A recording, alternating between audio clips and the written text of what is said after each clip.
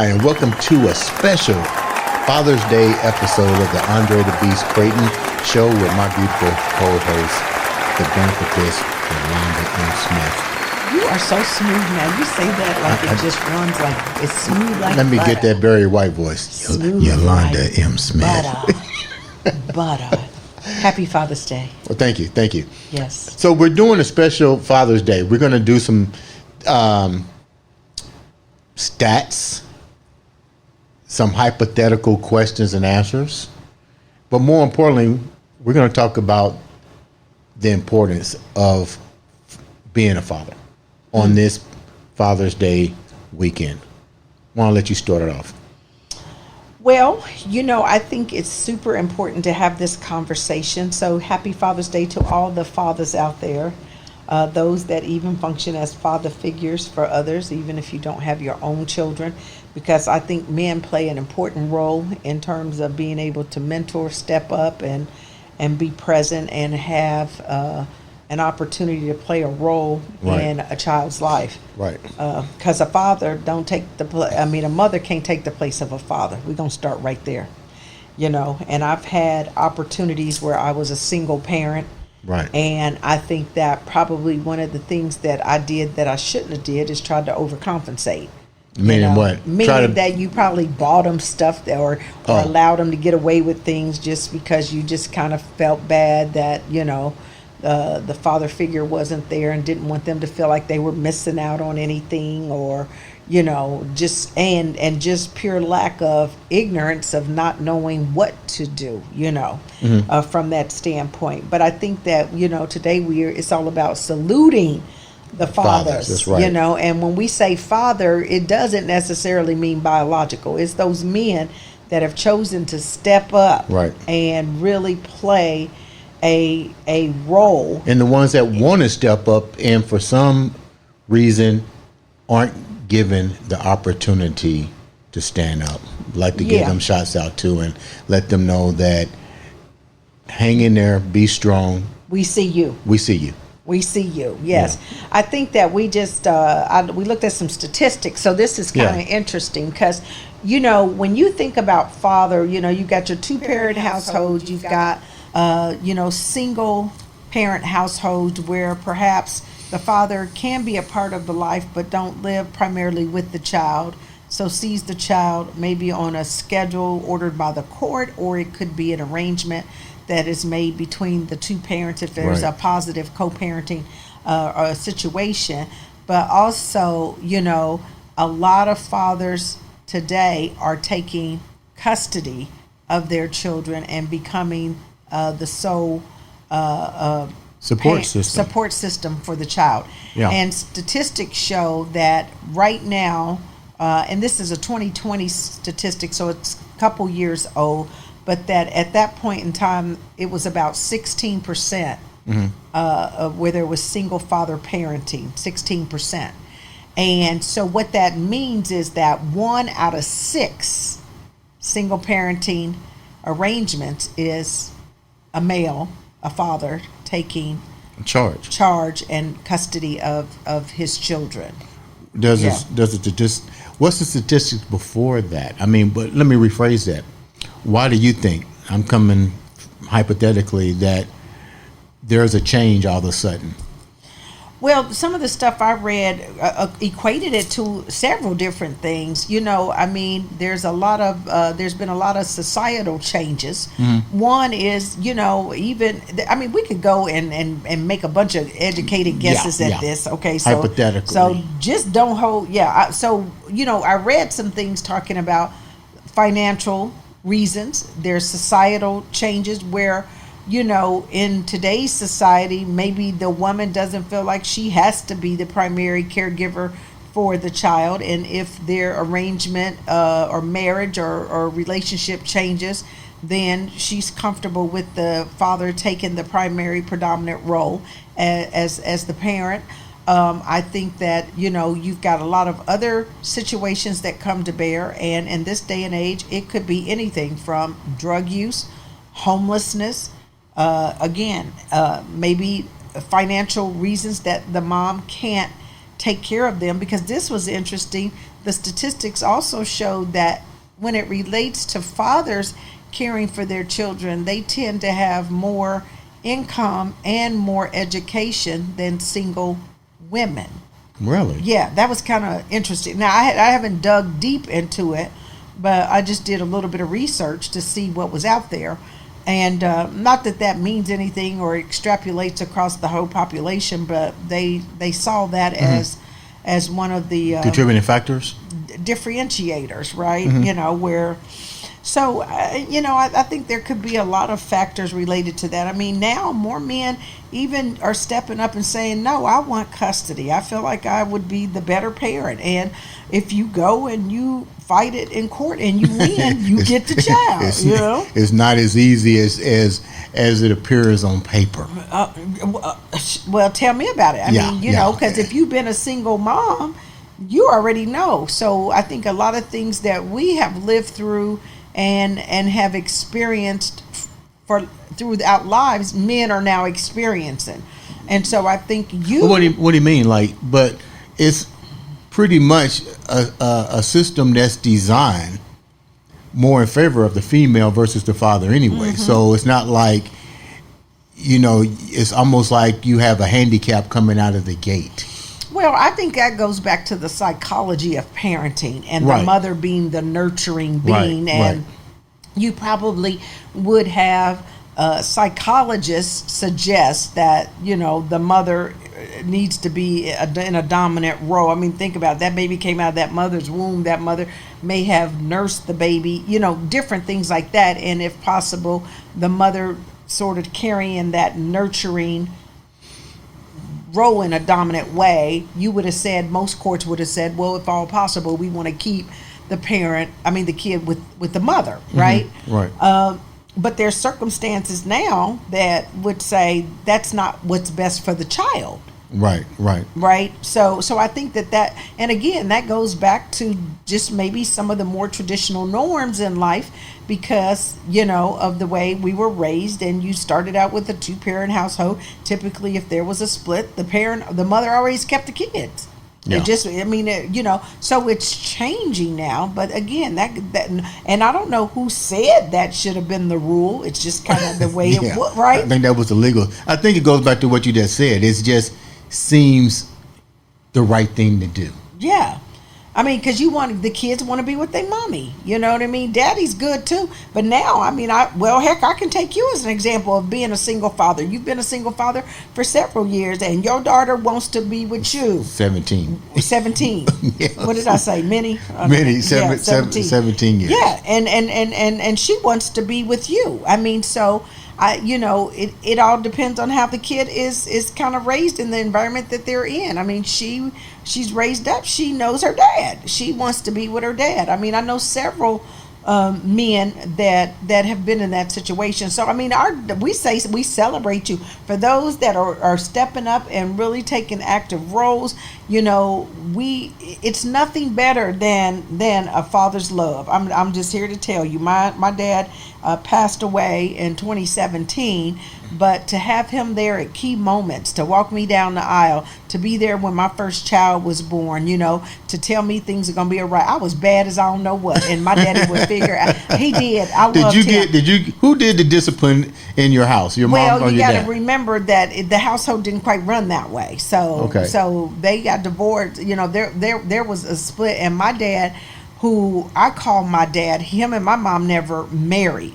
Okay. And later in life, I found out he was not actually my biological dad. But again, that was the father that I knew. How did that affect you as growing up? Like, you know, you find out later in life that was. Well, I didn't find out till I was 50-something years old. So at that point, I had already grew up. Yeah, okay. You know, and I'm just like, what do you mean that's not my father? You know what I mean? But that goes to tell you, there's a difference. Just like I tell people, there's a difference in family and relatives. Meaning you can create your family. It does not have to be your blood relatives. Okay. Sometimes our relatives we don't necessarily gel with or we're cohesive with. Or sometimes if the person that I don't want to just say sperm donor, but the person. That's what it is, a sperm. Okay, well, yeah. that may not be someone in that child's life, but let's say someone else comes along and takes on that role and responsibility. Then to me, that's the daddy. That's the father. You know what I mean? That's that person who's there to pick her up or him up when they scrape their knee. And that's the person that's going to teach them how to ride the bike. That's the person that's encouraging them to keep going. You know, making sure they're taken care of. You know, they got a roof over it. I mean, that person, that may not be a biological person. In a lot of cases it is. Mm-hmm. And we love it when it's that way. But just the fact that we do have to also say we appreciate the men that have stepped up to help the woman, because if you love the woman, you got to take everything that comes with that. You don't get her and then not the package. Yeah, but you know what I mean? To elaborate on that, what about the men that have the child that get caught up in the situation to where they can't be part of the child because of the mom not allowing that man to do what he wants to do, which is be the father? See, are you really going there today? Yeah, I'm going there. Oh, geez. Okay. Somebody has to take a stand for the fathers that want to be a father. Well, this is why I'm saying oh, geez, because that is one of the things that probably gets under my skin more than anything. The alienation, the child support wranglers. But that's when we put our self-interest ahead of the child's interest. Yeah. You know what I mean? Because if that mom is not allowing the father to see the child and the father is doing what they can to be present and be a participant in that child's life, and you're just not allowing it, and there's no valid reason that they shouldn't be a part of that life other than you mad at them, you don't like them, they cheated on you, you're scorned, these sorts of things. Because you know, you got that side of the coin, and then you got some that you got the deadbeats too that just make these babies and don't want to have anything to do with them, right? So, but when it's that situation, that hurts my heart because we're hurting the child.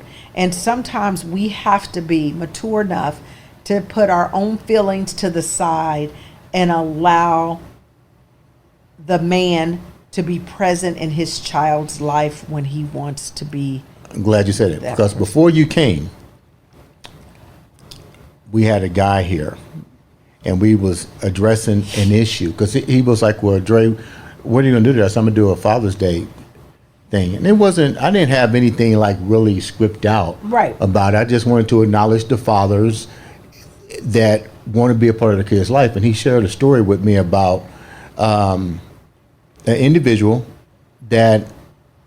several individuals that wasn't allowed to see their kid, but they was being hassled by the court. They paid their child support and all this, and the mom was basically being child support wranglers and taking the money, and the system wasn't helping them, and long story short, the guy wound up committing suicide. Oh, geez. Because all he wanted to do was see his kids. I'm getting a little emotional. Okay. And so the other guy tried to see his kids after lengthy child supports, and the mom only showed up during times of court hearings to get more money and so forth.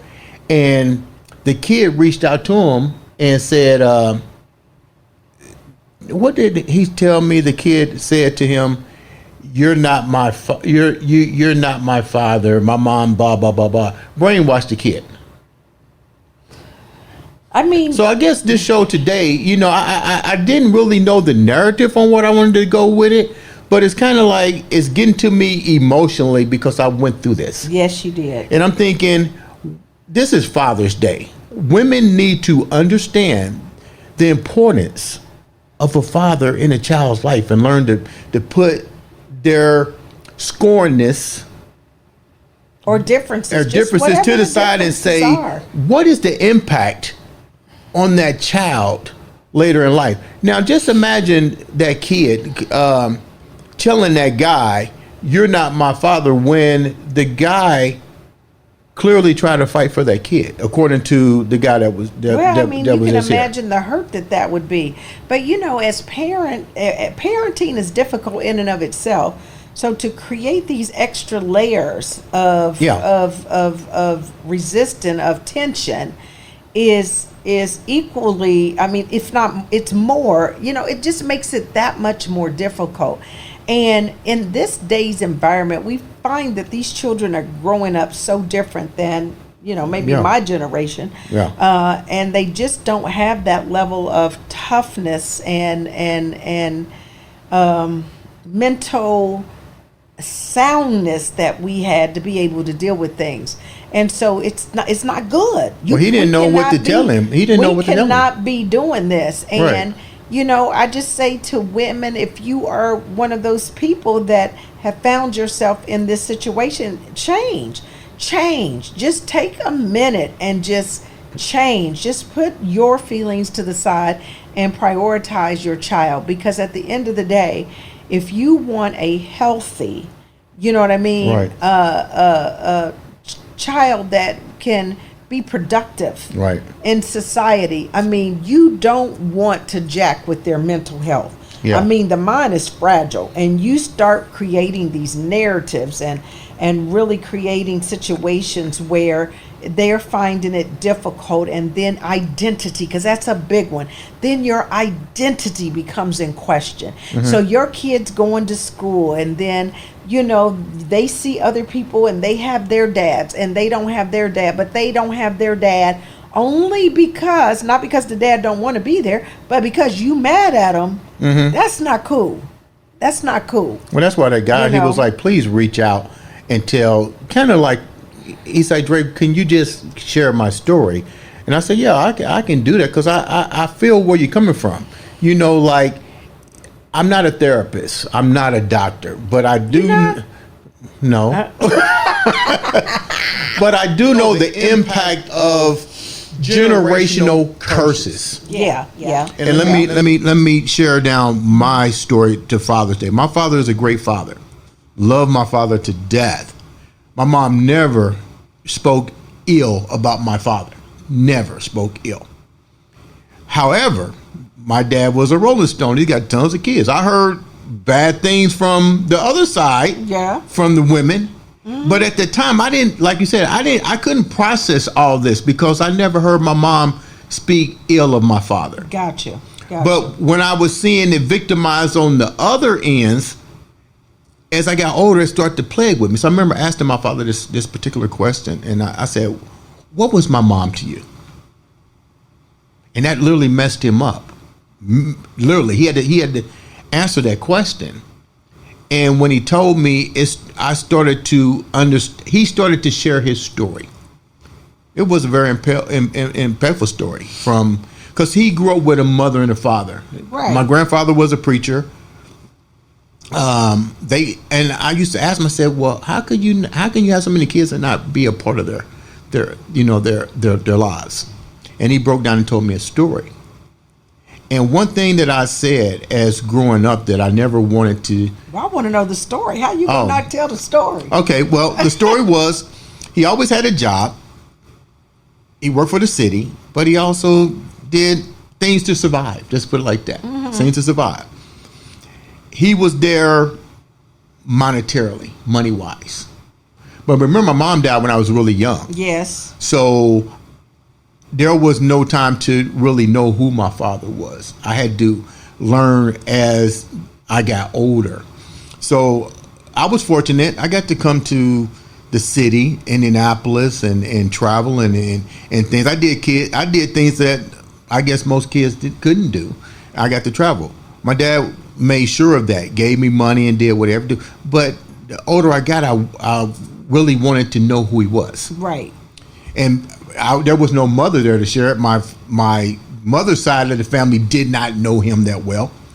I remember my senior year, the most difficult part was my senior year. And I was devoted, like, athlete of the year. I remember they call it National Signing Day now. When I signed my scholarship to college. Mm-hmm. Yeah, and there was nobody there. And I got angry. Because I remember calling him, and I was like, "Hey, man, this is like important. Will you come? Because at that particular year, there was only like maybe 3 of us got scholarships, and the venom literally came out of me. You know what I mean? I was like, I think I shared a little bit of this. I was like, what the fuck am I doing this for? There was like really no role model there. There was nobody during the summer and stuff. He was there. It was like, pick him up, take him back, pick him up, take him back, going with life. Yeah. And, but to move forward, when he explained the relationship with my mom, it softened me. Along with therapy, it softened me because even my father is a handsome guy, so I'm not mad at him for women flocking at him, coming around him. He's a handsome guy. But you have to have some self-control, Andre. Yeah. So I was like, Lord okay, have mercy, help us. Got a chance to know him because it's kind of like what we talk about even with the Brandon. I can't judge you until I know your story. That's true. I can't judge until I know your story, and I have to determine if I want to, what they say, be like my father or be like Mike. What imperfections did I see in my father, and which strong perfections did I see in my father, and then which of those attributes? This is a generational curse thing that I did not want to see. What do I want to break, and what do I not want to be? Yes, right. No, yeah, definitely. And because we do have, and this is what people need to understand. It's a choice. Even though you grew up seeing things a certain way, don't mean you have to act on it. Yeah. I remember even as a kid watching TV. And seeing different things and said, ooh, I want to do that. I want to see that. I want to do that. And I'll give you a perfect example. So when I got to high school, I was able to meet some people, and they had boats and would be out on the water. So I'd go out on the water, and I learned to water ski. And I would come back and share my adventure because I'd be so excited. And the first thing they say is, black people don't water ski. What you call yourself doing?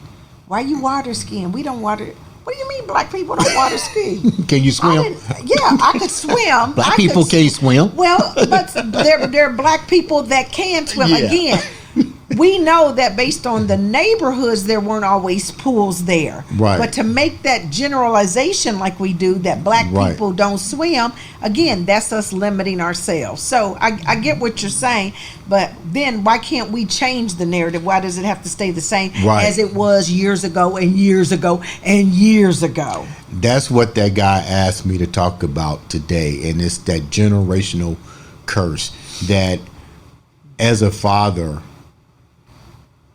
I wanted to change. I wanted to be a part of my kids' life. I wanted to share in their ventures. I wanted to be there when they were born. I wanted to pull them out of the womb. I wanted to make sure that I knew the importance of a family and responsibility.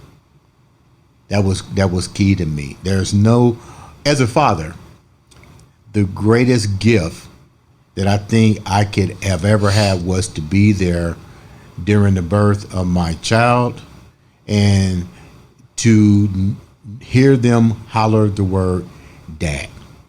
Well, they didn't do that when they came out the first time. No, when they got older. I was going to say, when they got older. What kind of kid you were? Super kid. Coming out. Daddy! Super kid. And I tell you another troubling part, and I can relate to what the guy was saying. I remember when I was fighting for custody of my daughter, and I remember somebody telling me, just walk away and just pay support. That literally fucked me up, and I'm thinking, so they just saying give up. Yeah, don't fight for your child. But on the flip side, I know a mother that did that and gave up, and I kind of looked at her and was like, why did you give up? Why wouldn't you just keep fighting? That part I didn't understand even as a mother. So I think it can go both ways, because I think, I don't know. But again, hers was a situation where the court ordered it, but I would be like, if you really didn't believe that was the right decision, I would have been fighting. But you got to remember something, and you know this better than most. It takes resources to fight. It takes money. Okay, money. That's called resources. What it is, money. It takes money, and the system is not. It's not favorable for men. It's not designed to be fair in a lot of cases. And I think if women, and I'm not badgering women, what I'm saying is, today we're trying to stop this bullshit, this generational curse. You're talking about the father to the kid and the dad didn't do this and blah, blah. Let that bullshit go and know what you're feeding that child. The identity crisis that can happen with that child, the emotional trauma. Don't sit on your grave later and go, I never should have did that. You know what I mean? Yeah. Like in the last couple of hours, I had so many men calling me, sharing their stories. And what was even tripped out was I went on social media and saw on a Instagram, there's tons of celebrity men that went through this. A lot of people go through who are now coming forward. I'm like, holy crap. Yeah. I'm not going to mention their names because I don't have that right to do that. But I was amazed that these were celebrities whose mother isolated them and told them all kind of bad things about their father to the point that they didn't want to see their fathers. Oh, absolutely. You can sway a child. Think about how impressionable children are. But I think the flip side of it is that you do have some relationships out here that are healthy, and I hope that people can look at those relationships and be able to role model after them. Make sure we really celebrate the guys. I'm sorry, there's probably the reservations probably aren't full in the restaurants. They're usually not on Father's Day, but Chick-fil-A is offering free. I know you're not getting ready to take me to Chick-fil-A. Because I'm going to tell you what I want for Father's Day. Chick-fil-A. Cube steak. I want cube steak. Cube steak? Oh, my God. You like that in gravy? Oh, yes. Oh, my yes. God. So what do you like with it? Because I'm going to tell you what I like with my cube steak.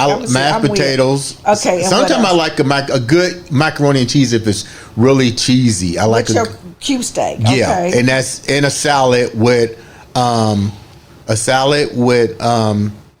croutons. I love croutons. And green beans, lightly seared, brown. You like them crunchy? Yeah, with almonds. With almonds. That's my Father's Day meal. Boom, hands down. Or filet mignon. Okay. Now, I like my... You didn't ask me what to drink. Because you're going to drink... You get some milk. Heck no. This might sound funny. Hypnotic. Hypnotic? Oh, my God, yeah. What's that going to do to you? It's just to mellow everything out. Oh, okay. It'll mellow it out. Yeah, okay. A little bit of fruit juice, a little bit of cognac, but I don't have to mix it up. It's already mixed. It's already there in the blue bottle. Is it real sweet? No, yeah. You don't Nobody He's has so hypnotic. He don't even know if it's sweet or not. It's just the right mix with the cube steak. I like cube steak too, but let me tell you how I like it. See, I go old school back to how my mother fixed it. See, some things just get ingrained, right? She used to fix cube steak with gravy. We would have peas because I like peas, and we would have rice because then the gravy goes over the rice. Yeah, okay. And we would have biscuits. I loved it. That was a good meal. But that's just like which biscuits did you have? Did you have the flaky biscuits, the triple type of biscuit, Pillsbury? Did she make them from scratch? She didn't make them from no scratch. Love you, Mom, but you didn't make them from no scratch. She probably tried a couple times to make them. She wasn't a baker. She could cook, but she wasn't a baker. You know what? I don't even remember. I just remember we had biscuits. But now when I grew up, I do remember I always liked the flaky biscuits. I hate to tell you. Nothing like tearing them apart. I know. That was a flaky biscuit, and then I just want to rub it in the strawberry jelly. I'm a strawberry girl, not a grape girl. I probably had grape as a kid though, I like raspberry because we didn't have strawberry jelly. Yeah, I like raspberry jelly. Yeah. Okay, so that's your Father's Day meal. Okay.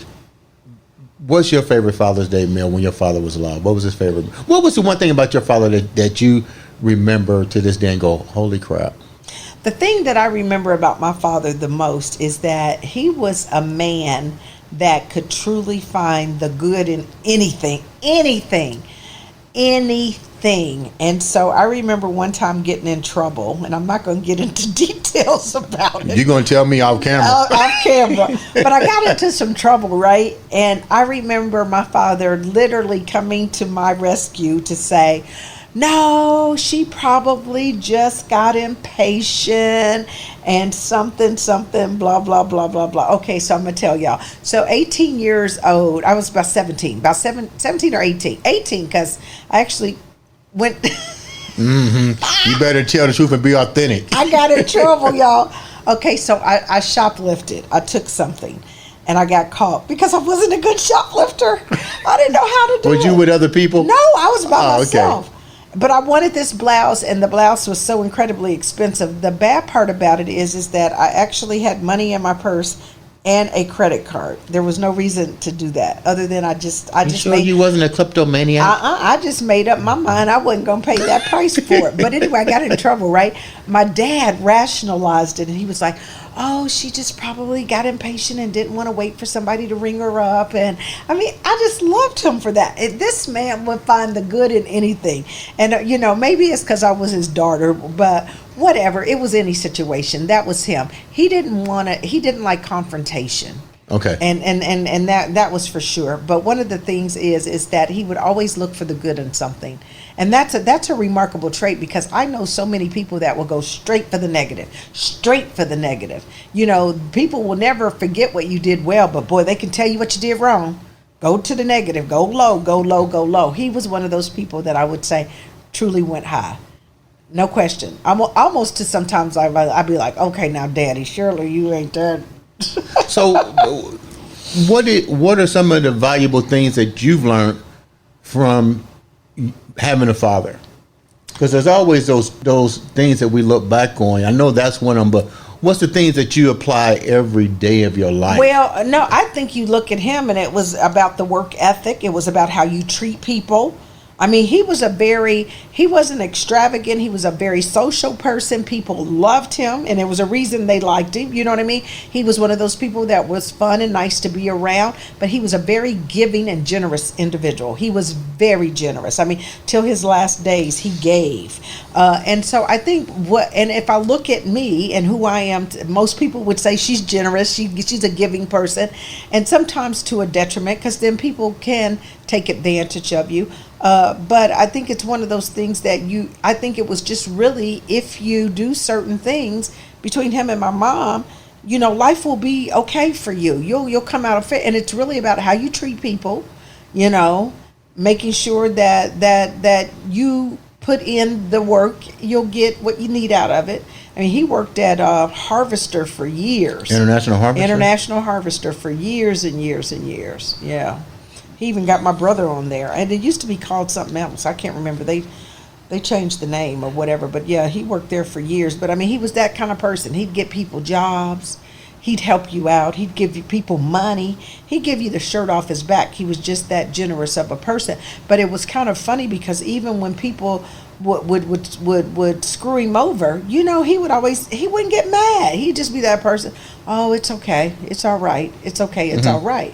So I think he was one of those two that lived life that he didn't get himself all riled up about anything. I don't recall ever, and maybe my memory's bad, but I don't recall ever seeing him angry and yelling or irate about it. I don't recall that at all, ever. Did you grow up around individuals that did not have a father figure in the house? Well, he wasn't in my house. You got to remember, I didn't have a father. I mean, then my stepdad came along when my mother remarried, and he was in the house. But by then I was probably close to 13, about 13 or so. So at that point I thought I was grown. That man couldn't tell me nothing. How important, how impactful was it to have a father or fathers in your life? And I'm going to let the audience know where I'm going with this, because in order to understand the importance of a father, you don't necessarily need to listen to me, but you need to listen to the impact from a female. Well, I think I wouldn't be one. I can't give you what it felt like to have a dad in the house all the time, right? To grow up with your mother and father. I think we were, for the early part of my childhood, my mother functioned as a single parent. Again, she did not remarry until I was like 12 or 13 years old. So at that point, I'm already close to teenager, and I've got ideals already formed in my head. I mean, he was a nice man for the most part. At that point, I don't know that I was interested in having another father figure. Let me just say that. I mean, he provided, did what he did, but having a relationship, I can tell you this, having a relationship with my father, having that father figure was important to me because it made me feel safe. It made me feel protected. I know I could go to him and talk to him about anything, and he was understanding. Whereas my mother might have been more, as he probably should have been, looking at me to say, okay, where's your accountability for this? What have you done? Blah, blah, blah, blah, blah, blah. But he was very understanding. So I think, when you think about what a man provides for a family and how that shows up, yes, some of it can be the provider piece, the money, the financial. Okay, yeah, we'll give you that. But I think it's so much deeper than that. It's that emotional security. If you think about a woman, the first person she falls in love with typically is her dad. That's the first love that she has of a man, is her dad. And so how he performs, how he shows up in her life dictates a lot of things. Because let's talk about this on the other flip side. If you're in an abusive household, it can be a 2-parent household and it still don't have to be a healthy household. Right. If that's a dysfunctional household, then your daughter, your son may see things and see behaviors that they normalize because it just happens all the time in their household. It's healthy. And it's not healthy. Right. So when you see abuse and you see women getting involved in domestic abuse, if you see alcoholism and certain things like that, you hear about those stories too. And then it goes to not only some cases physical abuse, but emotional abuse is even more traumatic. Yes. I'm telling you, and that's where a lot of that gaslighting and control and mind power comes into play. A lot of narcissistic behaviors. If you've got a narcissistic type of personality in the house, male or female, that's dangerous. I mean, there's a lot of dynamics. So just having a 2-parent household does not make a healthy child. Instead, if it's a 2-parent household that is dysfunctional and not healthy, that can be just as damaging as having a single parent household and a female trying to play the role of mother and father, or the father trying to play the role of father and mother. You know what I mean? Right. It goes a long way. And I think that's where we get into it takes a village. Right? It does take a village, but I think that, today it's about celebrating the dads, celebrating the fathers, and we've got some remarkable role models out here. We've got remarkable men who have shown what it's like to stand up and be present and really help to raise their kids, to set the tone of the household and what they want for the family dynamic and so forth. And we just must applaud them because, Right. You often hear about the deadbeat situations or the this or the that, but you rarely hear about the ones that are doing a phenomenal job. Standing ovation. Because Yeah. who wrote the book to parenting? Dr. Seuss or whatever his name. I mean, come on now. It's Is it Dr. Seuss? Whatever, Spock or whoever. Dr. Spock, that's it. Yeah, whoever wrote Yeah. it. But the reality is there's no playbook on how to parent. There's It's definitely no playbook lot of on trial and how error. to be a father. Yes, and you've Parent. been remarkable. I got to take a Well, second thanks. just to acknowledge you because you've had your daughter since she was a baby, and literally you've been through a lot in terms of constantly in and out of the court system. I don't know anybody, and this is the honest to God truth, that has been into the court system more than you. I mean, it has taken financial toll, emotional tolls, and everything. But dude, you are a fighter. But 'cause check you this out. It's never so gave funny up. when you go in the courtroom And they you know go, your and they name. know your name. Hi, Andre, you back? They don't even say that. Say the one guy, the bailiff. He says, why are you always in here? It's crazy because she's dragging you in for one thing or another. But that's when people, again, let go of that anger. There is power in letting go. Yeah, As a matter of fact, I just wrote an article on letting go, the power of letting go, release to succeed. If you want a copy of it, I'm going to give you a free copy of it. info@branding4success.com. brandingforsuccess.com. I literally just got this thing hot off the press, and I wasn't even going to You mention need to give it to me so I can post it. Literally, I'm saying we can just put it out there because I don't want to make money off of this. But we hold on to things that we cannot control and allow it to consume us. Anytime you want to hurt somebody else, there's something innately wrong about that. Right. Just let them go. Let God take care of that. Don't you hold on to it. It's not your fight. It's not your fight. The Bible says, vengeance is mine, said the Lord. What are you doing trying to make it happen? That's our problem. And we always especially step in. when you have children involved. And I tell the men out there, the fathers that share with me today what they're going through. I've been down that road. I can share stories with you, man, that you would be like, there's no way that could have happened. I just got a friend that it just happened to. I remember. Well, but that's why you need to write a book. You really do. You need to write a book. But the tricked out part is people say chronicle that piece. Just chronicle that piece of it. You can leave out all the bodybuilding and the this and that. If you just did the journey of a single father, there's your title. That's your title. Your book is called The Journey of a Single Father. I'm gonna write that down. Fighting for life. Somebody said, when I shared my story with somebody, just a little bit of it, I remember them saying, I don't believe that. And you know what happened? It happened to them. And they called me and they go, what do I do? I said, be prepared to spend a lot of money because the system is set for a female. And I feel bad for the guy because I know he's a good father.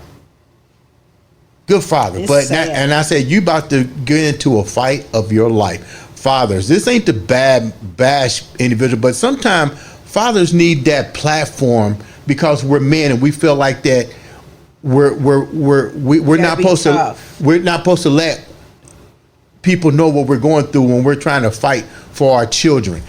Dude, fight for your child. Mothers, let the anger go. It's something way more bigger. Look at the impact you're gonna have on generational curse. Well, my mom said that you wasn't there. My mom said that you didn't do that. Put that bullshit aside. Respect the father. We need to be concerned about the generation coming up and do everything we can to be supportive and ensure that our young people coming up in today's society, they've got enough to on fight their plate. about. Yeah, they got enough to fight about. They don't need it within the parental structure. They don't need it in the parental structure. Life alone is going to kick their ass. Yeah, and they got to get out here and fight.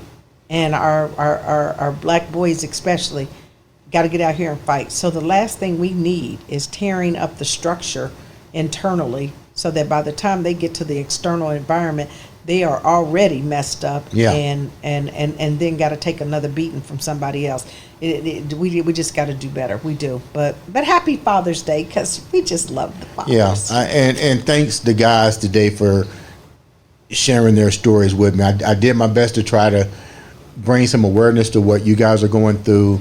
Yeah. This is Father's Day. Get your free Chick-fil-A. Get your free Chick-fil-A. It is free. You can go to Chick-fil-A and get a free meal, for real. Remember, subscribe, like, share, post. Comment. If you have some topics that you want us to cover, by all means, send them to us and we'll do our best to showcase. Where they going to reach you at? I did one of your numbers, didn't I? You know, sometimes. Where can they send those topics? They can send them to the Andre The Beast Crayton Show at gmail.com. The Andre The Beast Crayton Show at gmail.com. You know, sometimes my mind goes. Like right now, my knees are like hurting, so I know that the medication is wearing off. So before that happens, I'm gonna go. You know, you're taking me somewhere to eat the Chick-fil-A. I'm gonna enjoy that Father's Day sandwich. He said, I thought I had to make steak, but look, hey, you ain't my daddy. Ladies and gentlemen, happy Father's Day. Happy Father's Day. This has been another exciting special episode of the Andre The Beast Crayton Show.